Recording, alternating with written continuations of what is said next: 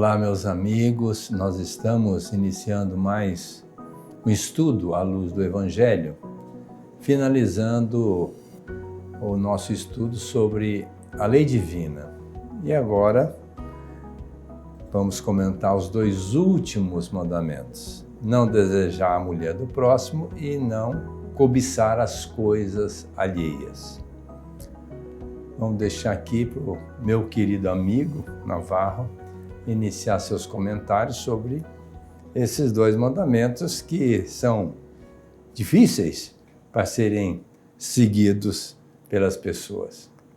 Com certeza, doutor. E é um prazer estarmos aqui novamente com os queridos amigos, e é difícil mesmo, porque há uma tendência natural em nós pela posse. Mais do que isso, da gente achar que merece, né? E não valorizamos por isso mesmo, em decorrência, aquilo que já temos. Então sempre brilha aos nossos olhos aquilo que está em mãos alheias, né?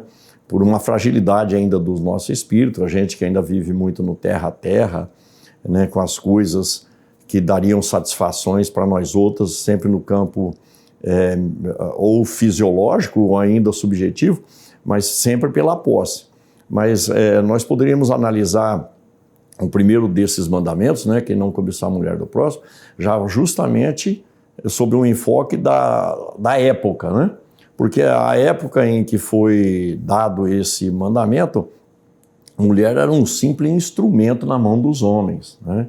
Então elas não tinham voz para nada, direito a nada, e, consequentemente, muito diferente do que é hoje, né? Hoje luta-se com todas as forças, a sociedade como um todo, para que os direitos sejam iguais.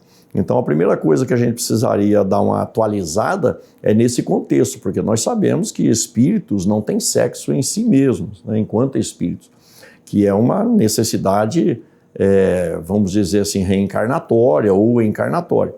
E daí que hoje vale para os dois, né? Se valia tão somente para o homem, que era dono da mulher, que eram os donos da mulher, hoje vale, né? Aliás, dono de muitas mulheres. Né? De muitas mulheres, né? Porque também tinha essa possibilidade, né? E ainda hoje se traz alguns traços na sociedade com relação a isso. Mas nós precisamos compreender as coisas sob o enfoque do equilíbrio diante da temática, porque, e vai dizer Emmanuel, não é que todo desastre, vamos dizer assim, ou todo ferimento emocional, sentimental que a gente provoca em quem quer que seja, passando pela lei da ação e reação, nós teríamos que consertar. Então é preciso ver a situação sobre vários aspectos, né? E o principal deles é o que estamos fazendo da vida dos outros com as nossas intenções, né? Inclusive, quando fala não desejar a mulher do próximo, a gente tem que ver sob dois ângulos, né? A gente desejar o que é do outro já é uma falha muito grande, porque é do outro. Se bem que ninguém é de ninguém, né? A gente fala que é posse do outro, mas nós não somos dono de nada, né? Nós não vamos levar nada materialmente, muito menos vamos ficar sempre com a mesma mulher, porque na outra encarnação nós vamos voltar com outra criatura, via de regra. Às vezes volta com a mesma ou com o mesmo marido, mas às vezes volta com outra pessoa e outra família, às vezes vamos reencarnar em lugar tão distante, né? Mas falar da mulher do próximo. Primeiro, se é do próximo, é do próximo. Nós não temos direito de ficar aí bisbilhotando ou invadindo propriedade alheia. E segundo, quem que é o próximo? O próximo é meu irmão, é nosso irmão. Se eu estou invadindo a propriedade dele, então eu invadindo a propriedade do meu irmão. E estou banalizando, inclusive, o relacionamento das duas criaturas, que eu não quero nem saber, eu desejo a mulher do outro. Quer dizer, mas como é que fica você entrar nesse contexto, né? Eu tenho duas filhas e eu amo minhas filhas, lógico que não seria diferente. Todos os pais amam as filhas, né? Eu amo os filhos também. Mas eu fico pensando se na próxima encarnação uma filha minha foi casar exatamente com o meu vizinho. Eu vou certamente senti um amor muito grande pela mulher do meu vizinho. E, logicamente, minha filha hoje. Eu tenho o direito de amar a mulher dele? Lógico que eu tenho. O amor não tem barreira, eu tenho direito, eu posso. E certamente vou amar a mulher do meu vizinho. Mas amar não significa desejar a mulher do meu vizinho. Pelo contrário, eu posso até dizer para ele, olha, eu amo a sua mulher, mas vou tratá-la como uma irmã, uma filha, alguém assim do coração, não com esse aspecto do desejo, porque eu não sinto, não sei porquê, mas eu tenho uma ligação muito estreita com a mulher do meu vizinho, então eu já vou canalizar para o desejo, vou roubar a mulher dele. Olha, aí já fica uma coisa muito complicada. Você amar, lógico, mas desejar a mulher do outro, não, porque isso, ao fazê-lo, e se houver um vínculo vibratório e acontecer de uma ligação verdadeira e desfizer o casamento, o relacionamento, a conjugalidade dessas criaturas, tudo que vier por conta disso é de minha responsabilidade. Então, é que o meu amigo Navarro colocou, nós temos as nossas propriedades, fique com ela e zele por ela, não entre na propriedade do outro já nesse desejo de se locupletar as expensas até da desgraça alheia para satisfazer seus objetivos, às vezes até inconfessáveis, e que não deve ser levado à frente porque tem consequências profundas. Sim, e a primeira consequência que a gente precisa analisar é o impacto nos envolvidos, sobre todos os aspectos, né? Quando se destrói um lar, há consequências não só para o outro cônjuge, mas há consequências para filhos, há consequências para os pais envolvidos, né? E a responsabilidade passa a ser muito grande. Quando nós vamos reencarnar, nós aprendemos com a doutrina espírita, e Jesus já tinha sido muito claro com relação a isso, o espírito sopra a vida onde ele quer.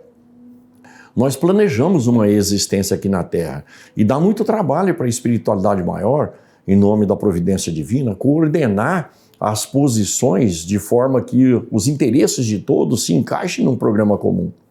Cada vez que se extrapola, ou seja, que se pula uma cerca daquilo que é um programa reencarnatório, fazendo aí uma brincadeira de mau gosto, né? Cada vez que se pula uma cerca, a gente está, evidentemente, não só contrariando o nosso programa reencarnatório, mas também contrariando o programa reencarnatório alheio de outras pessoas. Fora isso, se já estivermos numa condição matrimonial, o que é que não estaremos fazendo com isso para o nosso cônjuge?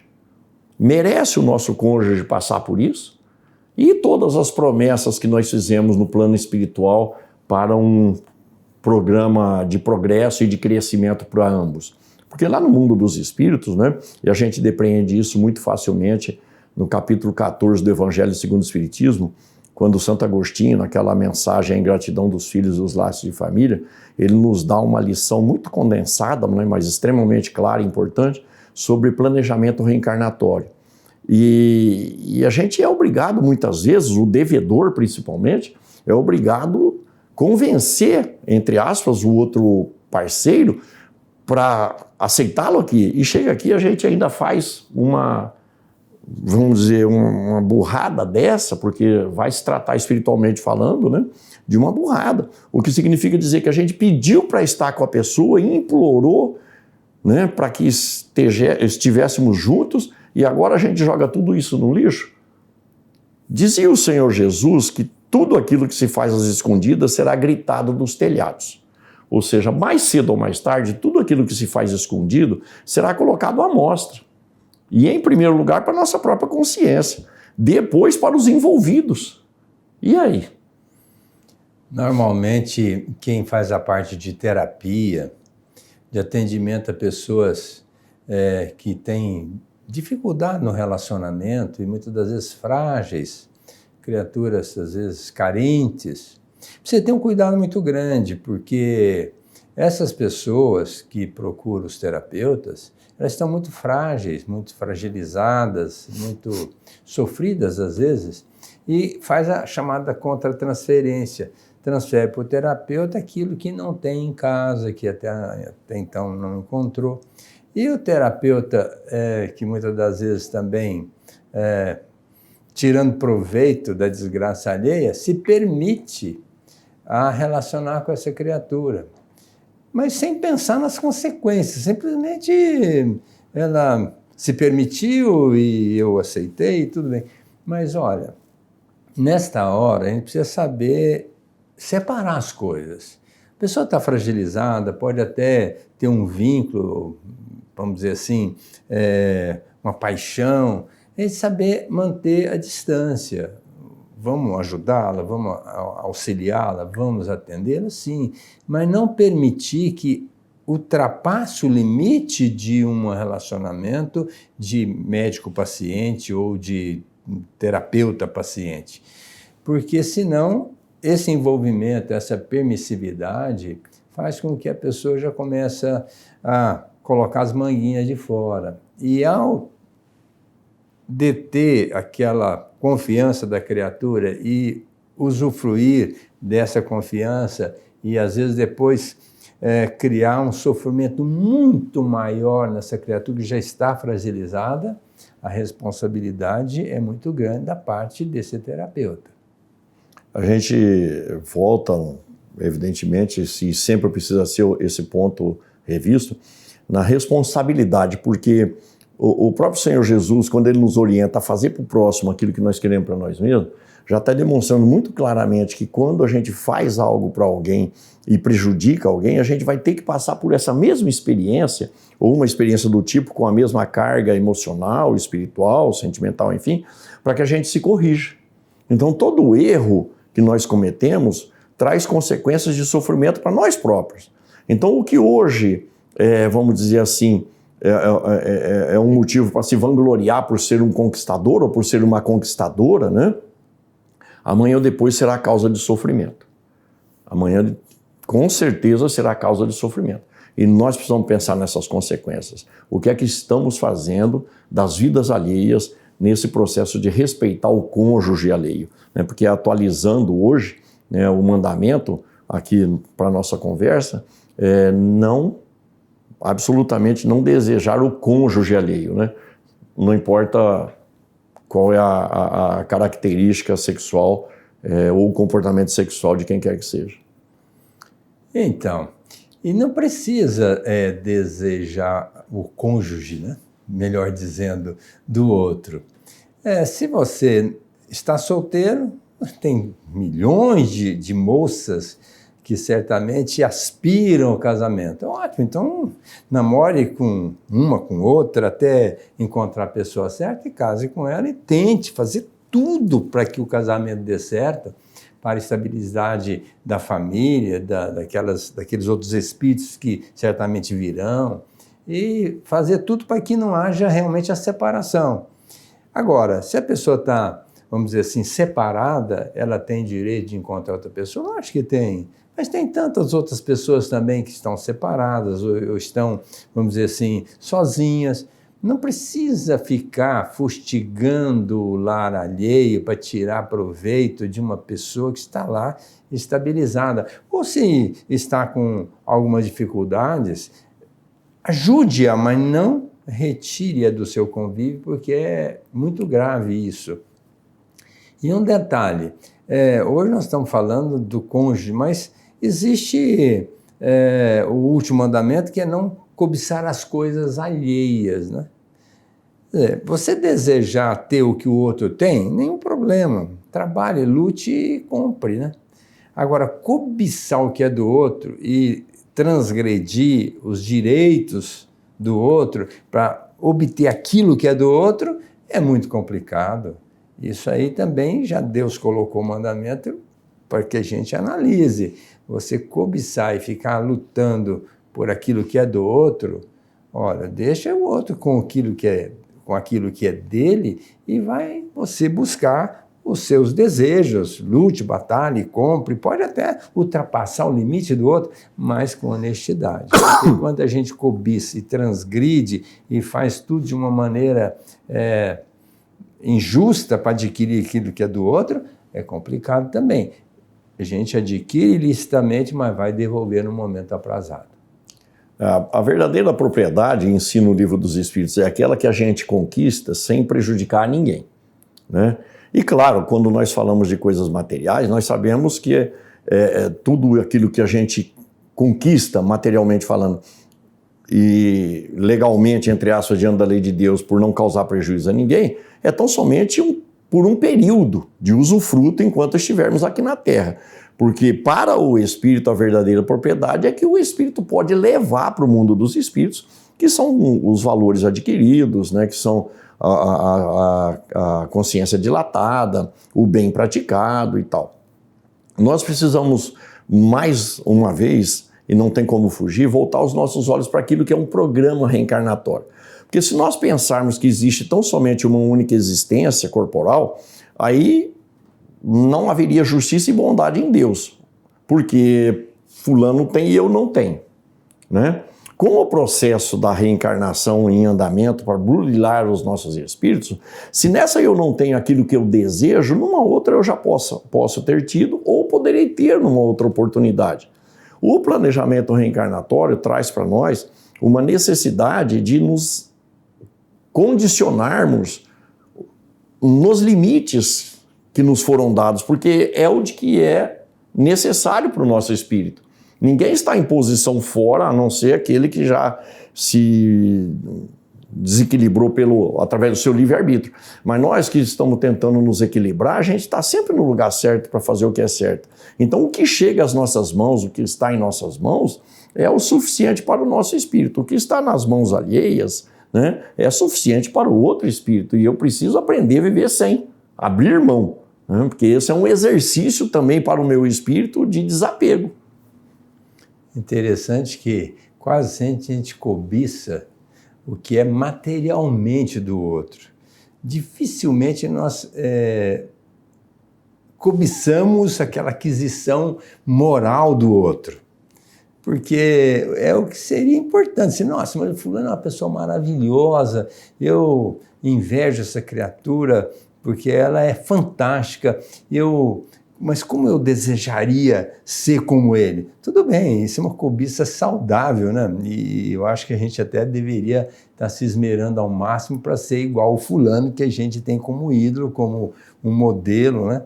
Agora, materialmente, a gente praticamente vive na materialidade, então basta a pessoa ter um carro para a gente cobiçar o carro dele, para ter uma casa, cobiçar a casa dele, para ter um iate, cobiçar o iate, quer dizer, tudo materialmente falando, como se isso fosse a nossa felicidade. E a felicidade não é isso.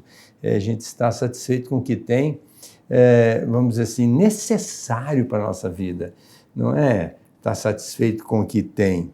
Não, é o que é necessário. Se você tem o necessário, está satisfeito, você é feliz. Se não, você pode ter um avião a jato, você vai ter que ter um ultrassônico para ser feliz. E isso não tem fim.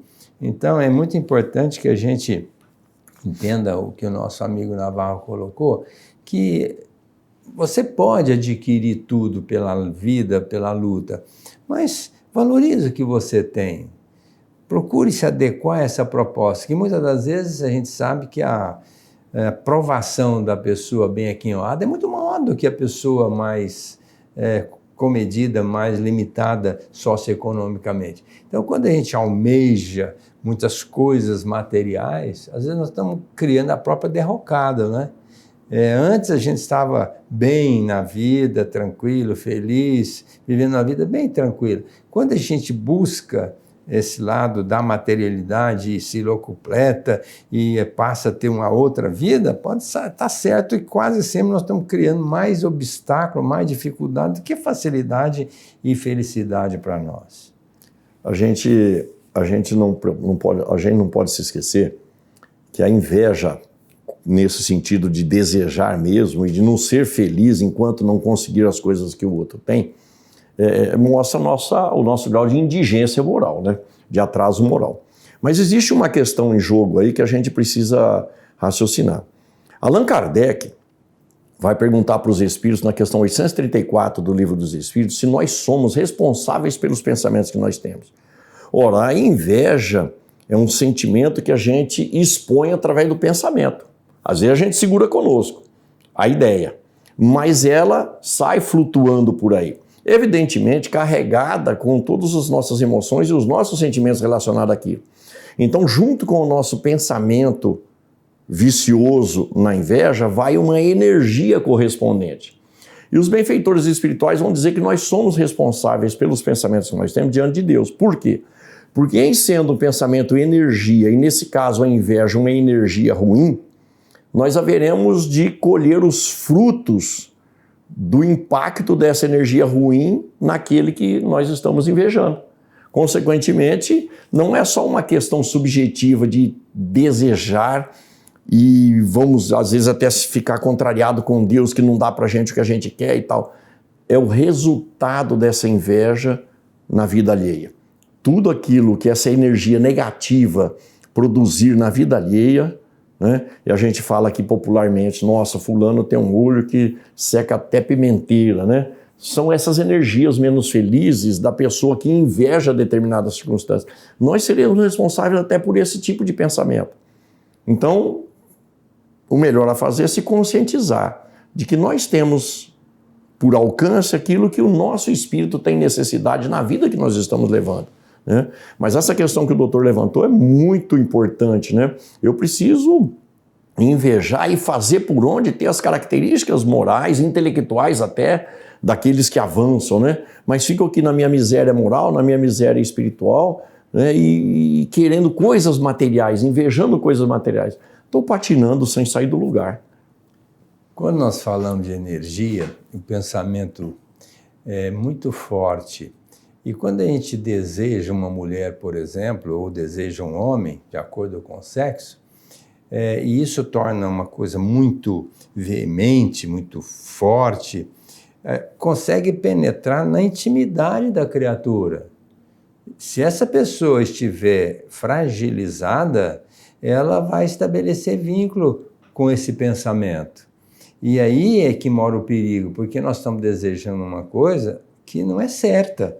E acaba acontecendo exatamente pela ressonância. Eu emiti minha vibração do desejo, a criatura captou e ela não está muito segura, ela entrou na sintonia e nós vamos conseguir fazer um vínculo afetivo e depois virão todas as consequências. Então a gente precisa ter muito cuidado. O que nós estamos pensando? Nós estamos pensando em ajudar, em auxiliar, nós estamos pensando em tirar proveito. Materialmente não é diferente, porque às vezes a gente deseja o que é dos outros. Por exemplo, a pessoa pensa assim, olha, o fulano agora está numa situação muito delicada financeiramente e eu que sempre almejei comprar a casa dele ou qualquer uma propriedade, agora é a hora, porque ele não está bem e eu vou aproveitar essa criatura na Rua da Amargura e vou comprar a propriedade dele por um preço irrisório. E depois chega a dizer aos amigos, olha, eu peguei uma criatura numa situação delicada, eu fiz um excelente negócio. Eu vou dizer que não fez um excelente negócio, porque você lesou a criatura aproveitando a fragilidade dele, emocional, financeira, qualquer um tipo de fragilidade.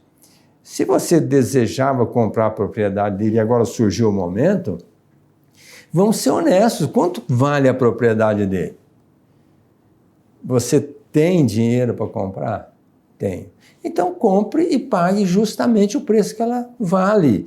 Não porque a pessoa está na Rua da Amargura e vai vender pela metade do preço ou muito menos, quando você pode comprar pelo preço certo, é o que você desejava adquirir, e agora você está aproveitando a desdita da criatura para tirar proveito. E isso você pode até fazer, mas depois você vai devolver numa época futura. Então, tudo aquilo que nós tirarmos de proveito da criatura, na nossa cobiça, de uma maneira ilícita e injusta, nós vamos devolver. Então, tenhamos muito cuidado com esses dois últimos mandamentos da lei. Não desejar a mulher do próximo ou o marido da próxima e não cobiçar também as coisas alheias. Não poderíamos encerrar as nossas reflexões de hoje, meus amigos, sem levarmos em consideração aquilo que nos é ensinado no Livro dos Espíritos a respeito das obsessões. Na questão 467 do Livro dos Espíritos, fica muito claro para todos nós que os pensamentos que nós temos atraem espíritos afins. Mas os desejos, a vontade, nós estamos falando de desejo, né? Convocam espíritos para junto de nós. Então, todas as vezes que a gente deseja algo que não é nosso, não importa se são pessoas ou se são coisas materiais, toda vez que a gente quer ter, nós vamos atrair espíritos que vão nos ajudar naquele objetivo. Consequentemente, se for algo contrário à lei, serão espíritos menos felizes, mal intencionados, vão nos obsidiar e às vezes nós vamos permanecer vinculados a esses espíritos não só na existência atual, mas existências e mais existências, porque se nós estamos agora sendo ajudados por eles, eles vão exigir que nós os ajudemos em outra oportunidade. Pensemos nisso e cuidemos dos nossos pensamentos, mas sobretudo daquilo que a gente deseja, porque espíritos vão se afinar conosco e só o tempo é que vai falar o quanto a gente precisa passar por aquilo ou o quanto a gente merece passar por aquilo. Nós ficamos por aqui, convidando os queridos amigos para continuarem estudando a luz do Evangelho conosco.